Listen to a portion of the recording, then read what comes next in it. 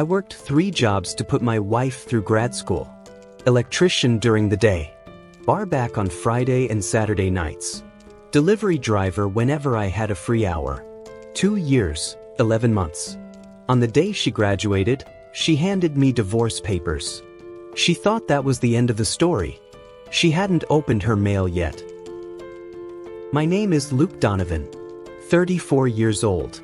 I'm an electrician, licensed, experienced, the kind of guy who gets called when other electricians have given up on a job. I'm not telling you that to brag. I'm telling you because it matters to the story.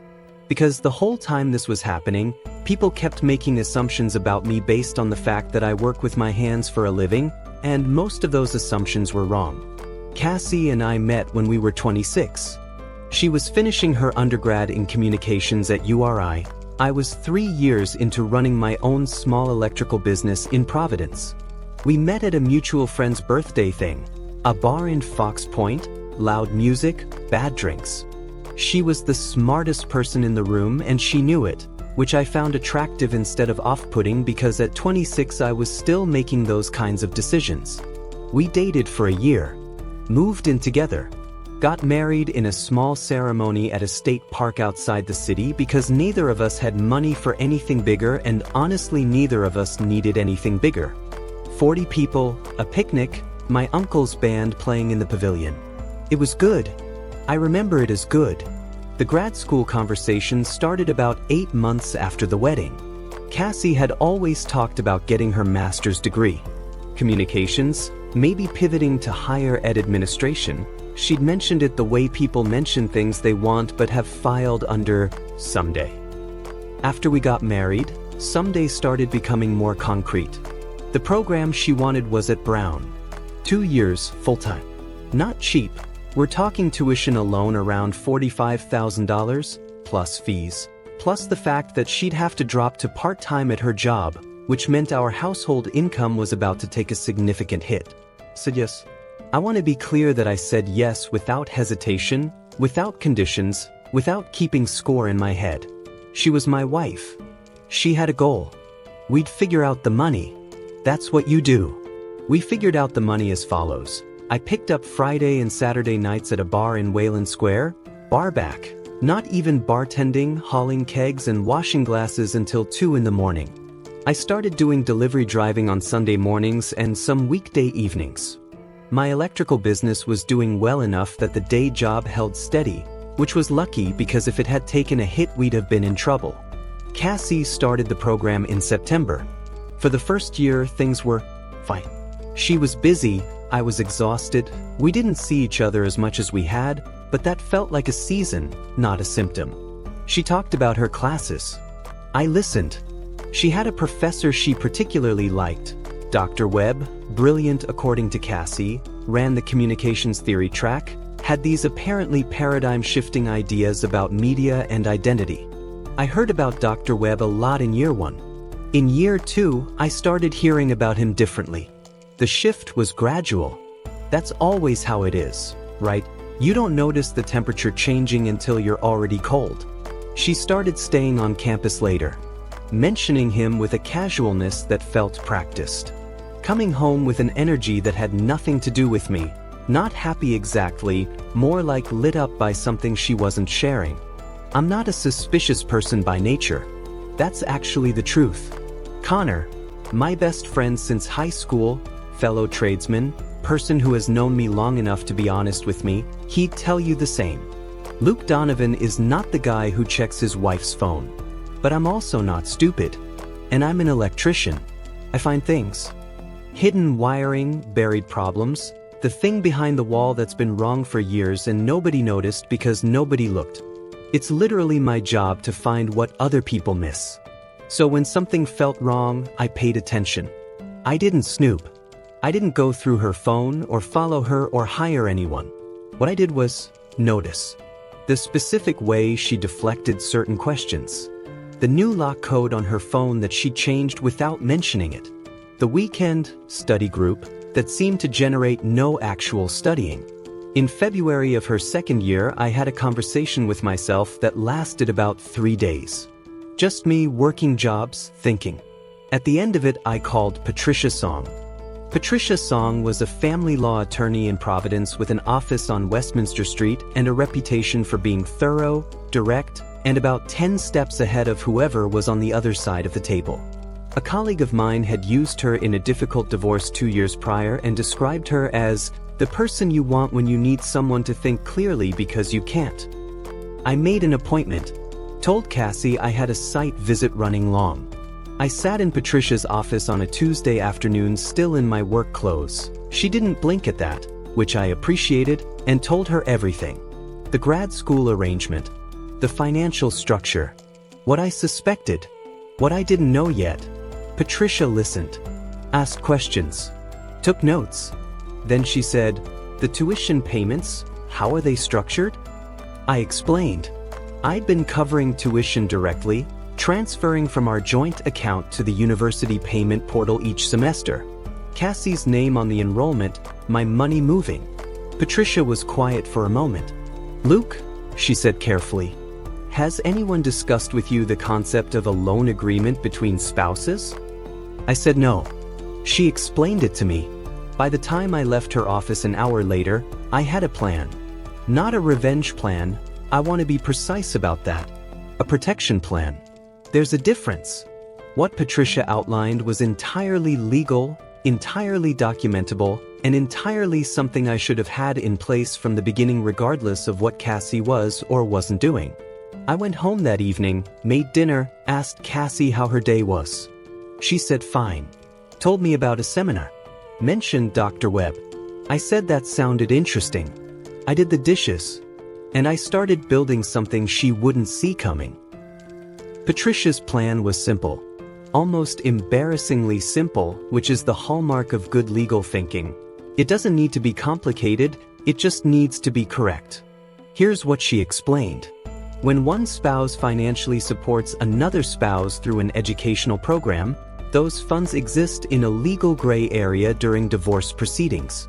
In Rhode Island, a state that considers marital fault in asset division, money spent on a spouse's education can be claimed as a contribution to their future earning capacity.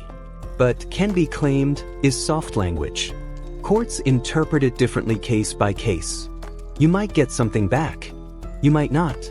However, if those same funds were structured as a formal loan, documented, signed, notarized, they become a debt. Not a claim, not an argument, not something a judge weighs against other factors. A debt. With a balance. With a name on it. The key, Patricia said, is documentation. And timing. The timing part was what made me sit up straighter. Cassie had 1 year left in the program. 2 semesters. Approximately $18,000 in remaining tuition, plus fees. The previous 6 semesters, roughly $29,000, were already spent, already gone, existing in that soft legal gray area Patricia had described. But the next $18,000 didn't have to be gray. If you structure the remaining payments as a formal spousal loan, Patricia said, documented correctly, signed by both parties, that money is protected regardless of what happens to the marriage. I looked at her. She has to sign it. She has to sign it, Patricia confirmed. And if she won't? Then you have a decision to make about whether to continue funding the remaining tuition. I thought about that on the drive home. Thought about it through the dinner I made that night. Pasta, nothing fancy, and through the evening and into the next morning when I was up at 5:30 for a job in Cranston. The thing was, I didn't want to stop funding it. Not out of weakness, out of a specific kind of clarity that I'm not sure I can fully explain. Cassie was going to finish that degree. Whether we stayed married or not, whether she'd been faithful or not, whether any of this went the way I hoped, she was going to finish it. I'd committed to that, and I'm a person who follows through on commitments even when the other party isn't. What I needed was for the commitment to be documented on both sides. The conversation happened on a Sunday in March. I'd picked the day carefully. Not a Friday, we were both tired on Fridays. Not a Saturday, too much potential for it to bleed into the whole weekend. Sunday morning after coffee, before either of us had anywhere to be. I sat down at the kitchen table and put a folder in front of Cassie. She looked at it. "What's this?" "A loan agreement," I said, "for the remaining tuition." She picked it up. "Read the first page." Her expression shifted, not dramatically, just the slight recalibration of someone who has encountered something they weren't expecting. "A loan," she said. "We've spent about $29,000 so far," I said. "There's another $18,000 give or take for the last 2 semesters. I want to document it properly going forward." She set the folder down. "Why?" "Because it's a significant amount of money," I said. "And because documenting financial agreements between spouses is just smart." Patricia Song, she's a family law attorney, she recommended it. That landed. I watched it land. Cassie knowing I'd spoken to a family attorney meant she knew I was thinking about contingencies.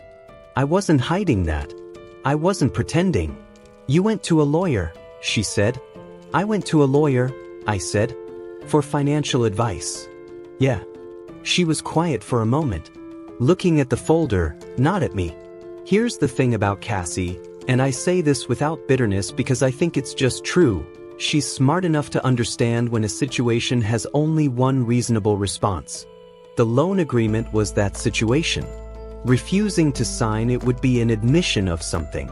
Demanding to know why I'd suddenly decided to formalize things would be an admission of something. The only move that didn't expose her hand was the same move that had always worked best for both of us. Practical. Forward. She signed it. I had it notarized the following Tuesday. The rest of year 2 proceeded as follows. I paid the remaining tuition, 2 installments, documented per the agreement, every dollar logged. I kept working the bar on weekends through April, dropped it in May when a commercial contract came in that covered the gap. Cassie finished her coursework, wrote her thesis, defended it in November. She passed distinction level, which she was genuinely proud of and which I was genuinely proud of her for, separately from everything else. The graduation ceremony was scheduled for May. In March, 2 months before graduation, Connor took me out for a beer and asked me directly how I was doing. Connor has this quality of asking direct questions and then actually waiting for the real answer, which is rarer than it sounds. I told him most of it. Not everything, not the loan, not Patricia, but enough. The Dr. Webb situation. What I believed was happening. What I decided to do about it. He listened, drank his beer, then said, "You're still paying her tuition." "Yeah," I said. "Well, you think she's..." "Yeah." He was quiet for a moment. "Why?" I thought about how to answer that.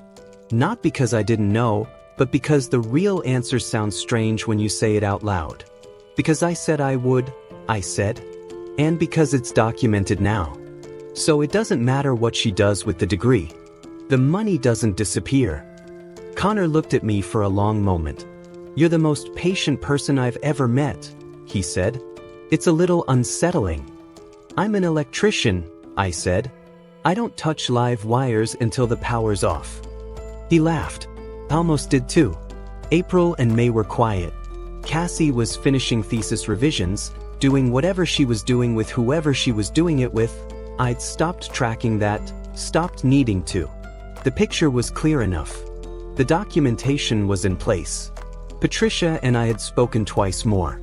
Everything was ready. The graduation ceremony was on a Saturday in May. Cassie's parents drove up from Warwick for it. Her mom cried. Her dad shook my hand at the reception afterward and said, 3 years. Luke, you really came through for her, with the specific warmth of a man who has no idea what's been happening in his daughter's marriage.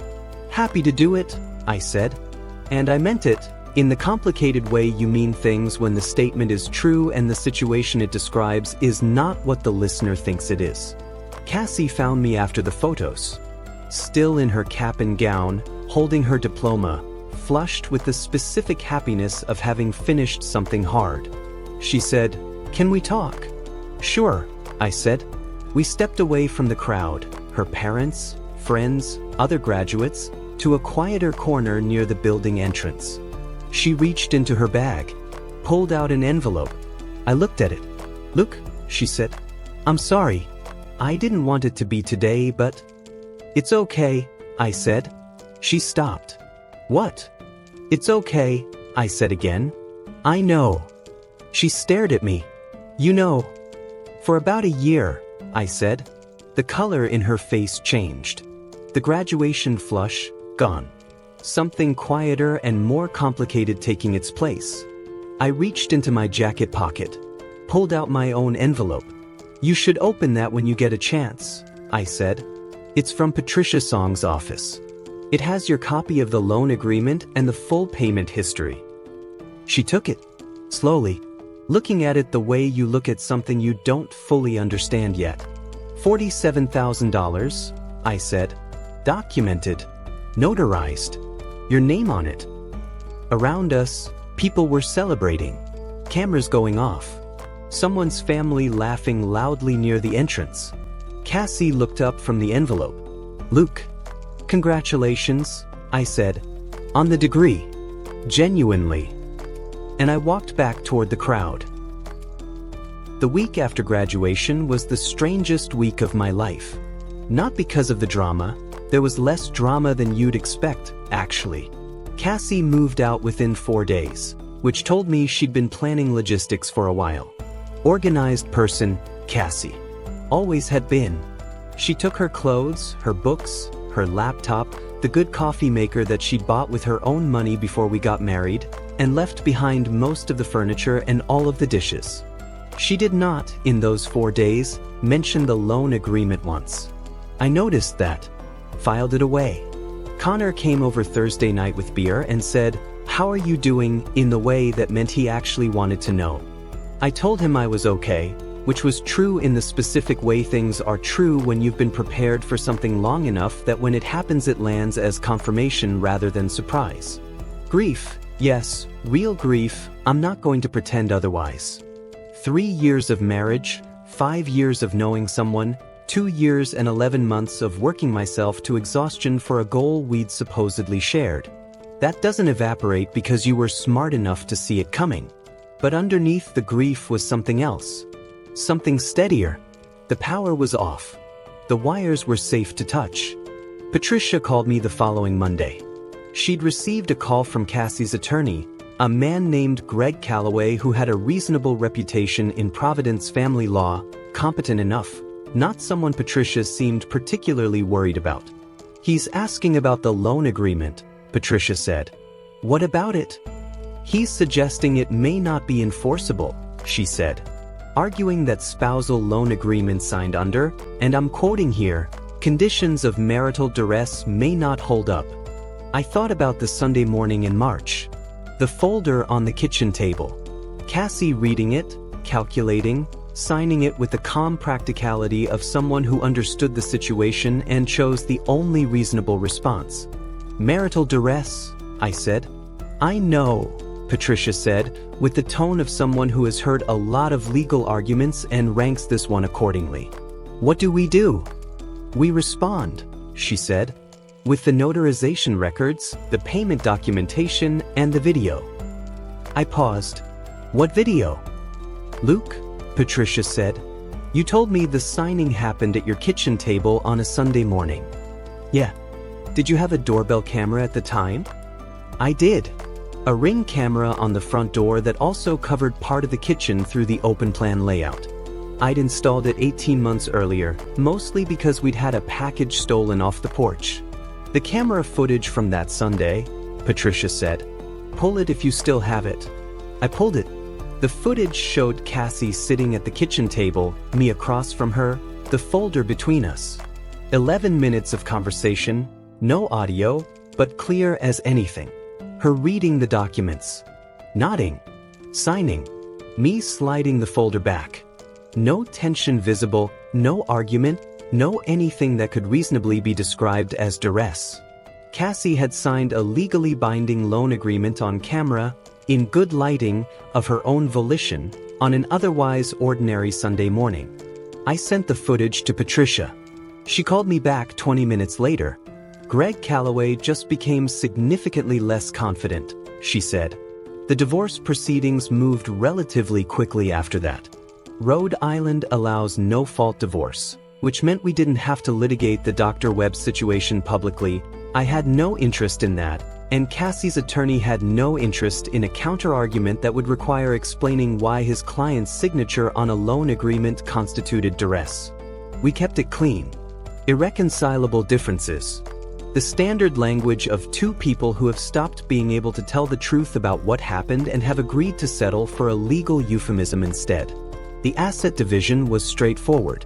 We didn't own property together, we'd been renting. The joint account split evenly. The loan agreement was upheld as written. Patricia had pushed for interest per the original terms. Greg Calloway pushed back. They settled at a slightly reduced rate that Patricia told me was still well within acceptable parameters. Cassie's obligation, $43,200, accounting for the adjusted terms. Payable over 5 years. She had a master's degree from Brown and a position. I found out later through Connor, who found out through someone, the way you find out things in a city the size of Providence, as an assistant administrator at a college in Boston. Good salary. Career trajectory exactly as she planned. $43,000 spread over 5 years was manageable for someone in her position. Patricia had been clear about that. The point was never to financially destroy her. The point was for the money to exist as a documented reality rather than evaporating into the gray area of marital contributions. It existed. It was documented. It was real. That was enough. I want to tell you about a moment that happened about 6 weeks after the divorce was finalized. I was on a job in East Providence, rewiring an old Victorian that the new owners were renovating, and I was up in the attic space running conduit through walls that hadn't been touched since the 1970s. It's the kind of work I genuinely love. Finding the path, solving the problem, making something function correctly that hasn't functioned correctly in decades. My phone buzzed. I looked at it. A text from a number I didn't recognize. Boston area code. This is Cassie. I just wanted to say, I know what I did wasn't fair. I'm sorry it went the way it did. I hope you're okay. I sat in that attic for a while, conduit in one hand, phone in the other, reading those 3 sentences. I thought about what to say. Went through several options. Considered saying nothing. Then I typed, "Thanks for saying that. I'm good. Good luck with the new job." Sent it. Put my phone away. Went back to the conduit. She didn't reply. I didn't expect her to. Some exchanges are complete in themselves. They don't need continuation, just closure. That text was hers to send and mine to receive, and that was the end of it. Connor asked me later if I'd forgiven her. I thought about that honestly, the way I try to think about things that deserve honesty. I don't know if forgiveness is the right word, I said. I understand what happened. I can see how it happened. The degree, the new world she was stepping into, me being whatever I was to her by year 2. I get it. But understanding something isn't the same as it being okay, I said. Both things can be true. Connor nodded. He's good at letting things be complicated without needing to simplify them. It's one of his better qualities. You doing all right though? He said.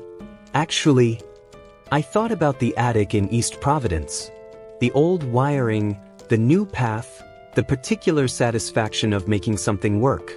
Yeah, I said. Actually, yeah. It's been 14 months since the graduation ceremony. I'm going to tell you where things are now, but first I want to tell you something about the barback job, the Friday and Saturday nights hauling kegs and washing glasses until 2 in the morning, because I think about it sometimes and I think it's the part of this story that says the most about what the whole thing cost and what it was worth. The bar was called Finnegan's. Nothing fancy. A neighborhood place in Wayland Square, regulars who knew each other's names, a jukebox that worked about 70% of the time. I started there in September of Cassie's first year and worked through the following April, 8 months total, maybe 35 weekends. I was 31 years old, an electrician who ran his own business. And I was hauling kegs on Friday nights because I told my wife I'd help her get somewhere. Nobody at Finnegan's knew why I was there. I didn't explain it. People assumed various things. Slow period in the electrical business, extra cash for something, whatever. I let them assume. The actual reason felt private in a way I couldn't fully articulate at the time. What I understand now, looking back, is that those Friday nights weren't just about the money. They were about being someone who does what they said they do. Whatever Cassie was or wasn't doing, whatever the marriage was or wasn't becoming, I had said I'd get her through the program, and I was going to get her through the program. The integrity of that commitment existed separately from whether the commitment was being honored on the other side. I know that sounds like something you'd put on a motivational poster. It didn't feel that way at 2 in the morning smelling like beer and dish soap. It just felt like Tuesday. The electrical business is doing well. Better than well, actually. The commercial contract I picked up in May of Cassie's final year turned into an ongoing relationship with a property development group that does renovations across Providence and Bristol County. I have 2 guys working under me now, recent trade school grads, sharp, willing to learn. I'm looking at a 3rd hire before the end of the year. Connor says I should raise my rates. He's probably right. I'm working on it. I bought a house in September, a 3-bedroom in the Elmwood neighborhood that needed significant electrical work, which I obviously handled myself, and moderate everything else work, which I am handling slowly and with varying degrees of success. The kitchen took 6 weeks. The back porch is currently theoretical. The upstairs bathroom is somewhere in between, which is a situation I'm choosing not to examine too closely until I have a free weekend. It's mine. That's the thing I keep coming back to. Every room, every decision, every questionable choice about paint colors. Mine.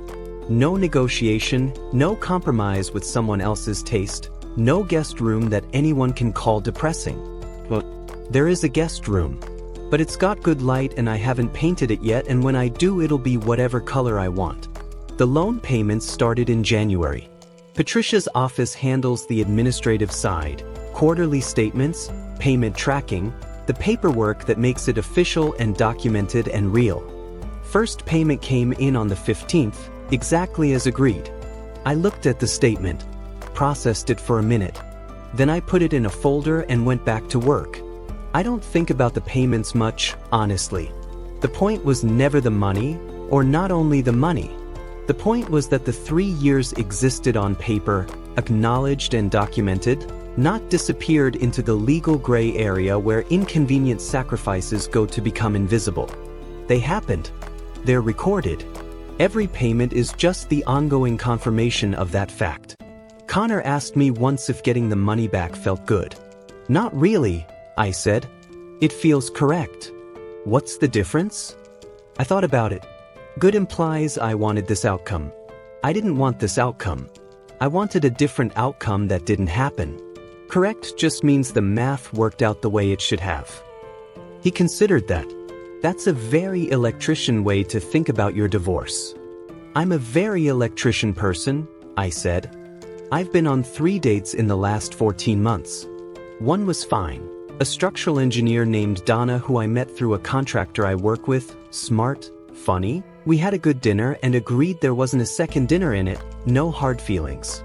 One was bad in a forgettable way that I've mostly forgotten.